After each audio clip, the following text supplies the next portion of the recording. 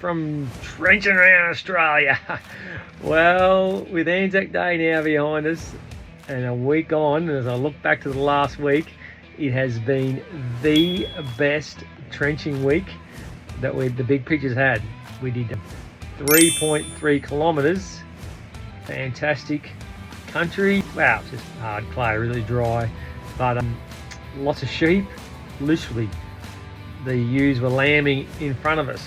Seen lambs dropping during the middle of the day, but wasn't all glory. Middle of the week, we broke the trencher and broke it bag like this, and it just popped. I could hear it about 100 metres away. I went, bang, what was that? And that's above the noise of the trencher going. I walked down, David stopped, and we both looked at it and went, oh no, this is really bad. So anyhow, some pretty quick thinking, which in other words just put the pressure back down, see if we can bring the crack back together, and it did.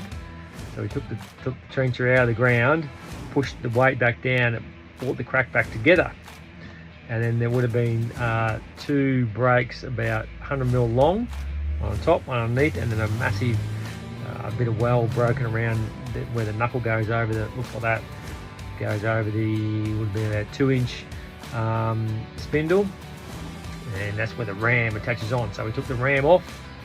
This is the big ram that hydraulic rock ram lifts up the arm. Took the ram off so we could see what was going on, and went, okay, leave it with me, Dave, I'll do some welding. So very quickly got the little MIG welder out of the truck. He went off and did something. Actually, he jumped on the excavator and started jackhammering some bit of rock that we come across, and away I went. Anyhow, well, my welding must be improving, because I had right across the top, we had to cut a little bit of steel and get a little bit of a curve to go in underneath where it had a big chunk of steel missing, and welded all that in underneath, upside down above the wheel. Anyhow, managed to weld it all up, I reckon in an hour max. I said, right Dave, let's have a crack. Actually, we had a crack, me and Ronnie put it back in the ground, and away it went. And the next day we trenched 1 kilometre, 1 kilometre a day. We broke our own world record. It was fantastic, straight across his paddock. Only one fence, it was just beautiful. Good trenching, we could do that every day in a perfect world. But anyhow, we have done it. 3.3 kilometres in a week, broke the trencher, fixed the trencher, and away we went again. What a week.